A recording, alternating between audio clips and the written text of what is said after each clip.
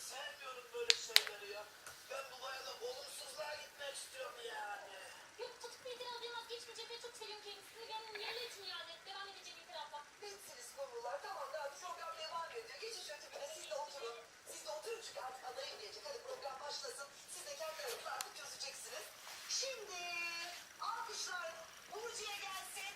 Burcu Hanım geliyor alkışlar.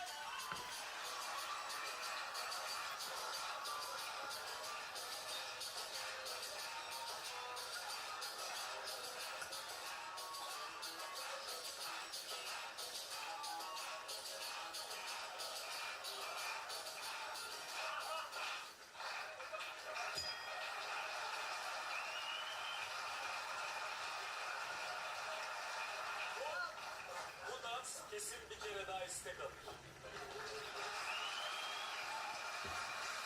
Evet, bu figürler nereden